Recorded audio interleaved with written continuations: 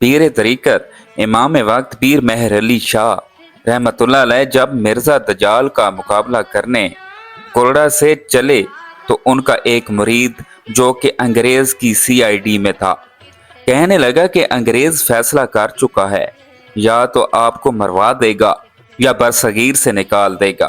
ملفوظات مہریہ میں یہ بات آپ نے خود لکھی ہے۔ آپ نے سر مبارک اٹھایا، آسمان کی طرف دیکھا اور فرمایا انگریزوں نے مجھے کیا نکالنا ہے، لوح محفوظ پہ تو کچھ اور ہی لکھا ہے۔ آپ مزید لکھتے ہیں کہ مجھے قریبی لوگوں نے اخلاص سے مشورہ دیا، پر وہ اخلاص کا معنی نہ جانتے تھے۔ یہ کون سا اخلاص ہوتا ہے کہ رسول اللہ صلی اللہ علیہ وآلہ وسلم کی ختم نبوت کا مسئلہ ہو اور مہر علی حالات کا روتا رہے۔ آپ جلال میں آئے تو فرمایا ہم سے ایسی بغیرت فقیری نہیں ہوتی کہ منکر ختم نبوت لاہور میں للکارتا رہے اور مہر علی گولڑا میں بیٹھا رہے۔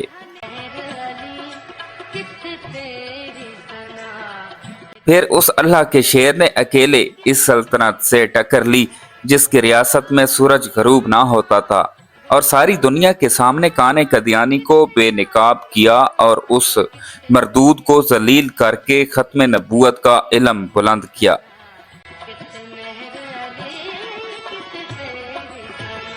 آپ نے ایک کتاب لکھی ہے سیف چشتیائی جو قادیانیوں کے لیے قیامت تک کے لیے چیلنج ہے، کوئی اس کا جواب نہیں دے سکتا، پر افسوس پاکستان میں اس پر پابندی عائد کر دی گئی۔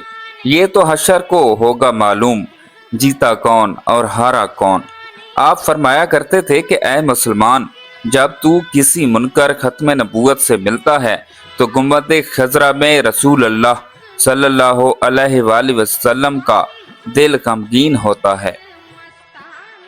بس ایک بات یاد رکھنا مسلمانوں، رسول اللہ صلی اللہ علیہ وآلہ وسلم کی ظاہری حیات میں 74 جنگیں ہوئیں جن میں 259 صحابہ شہید ہوئے، پر صرف مسئلہ ختم نبوت پر یمامہ کے مقتل میں 1200 صحابہ شہید ہوئے۔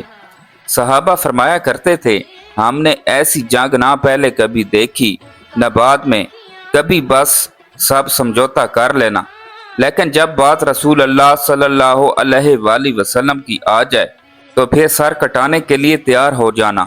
جس دن ایسا پھر دیکھنا مسلمانوں کا عروج کیسے واپس آتا ہے صلی اللہ علیہ وآلہ وسلم۔